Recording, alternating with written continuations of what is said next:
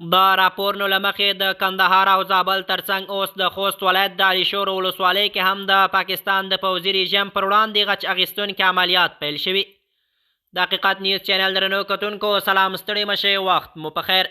په سر کې یادونه کوم که حقیقت نیوز چینل مو نوی سبسکرایب کړئ، په درنښت سره همدا اوس یې سبسکرایب کړئ ترڅو زموږ مهم او تازه خبر تر ټولو د مخه تر تاسو در ورسیږي.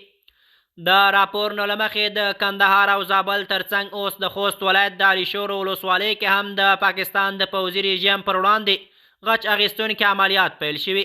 سرچینې وایي په یادو عملیاتو کې افغان ځواکونو د سرحدي سیمو په څو برخو کې مخ پر وړاندې تللي او له مقابل لوري سره نښتې روانې دي. د جګړې د دقیقو جزیاتو په اړه لا هم بشپړ معلومات نه دي خپاره شوي، خو سیمه ییزې سرچینې د درنو او سپکو وسلو د کارېدو خبر ورکوي. تر دې وړاندې هم راپور ورکړل شوی چې په کندهار کې د ډیورن فرضي کرښې د پاکستان پوځي ځواکونو ځینې پوستې نیولې. ویل کېږي چې په دغه نښتو کې څو پاکستاني پوځیان وژل شوي، خو د تلفاتو کره شمېر لا نه دی تایید شوی. په ورته وخت کې د حقیقت نیوز چینل د معلوماتو له مخې جګړه په ځینو سیمو کې لا هم دوام لري او وضعیت ترینګلی بلل کېږي. د سیمې اوسیدونکي د تاوتریخوالو له پراخېدو اندېښمن دي او غوښتنه کوي چې د ملکي وګړو خوندیتوب ته جدي پاملرنه وشي. تر اوسه د پاکستاني چارواکو لخوا د دغه ادعاو په اړه رسمي غبرګون نه دی خپور شوی. شنونکي باور لري چې د سرحدي شخړو دوام کولی شي د دواړو هیوادونو اړیکې لا پسې ترینګړې کړي او سیمه له نوې بېثباتۍ سره مخ کړي.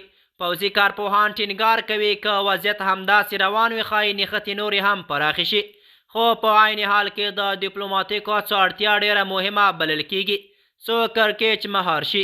د یادونې ده په وروستیو ورځو کې افغانستان او پاکستان ترمنځ پر پوره تاوتریخوالی زیات شوی او دواړه لوریو پر یو بل تورونه پورې کړي. د سیمې خلک د جګړې د پراخېدو له امله اندېښمن دي او د ثبات غوښتنه کوي. د حقیقت نیوز چینل درنو کتونکو زموږ د نن ورځې چمتو شوی خبر تر همدې ځای تر بیا مو په الله سپارم.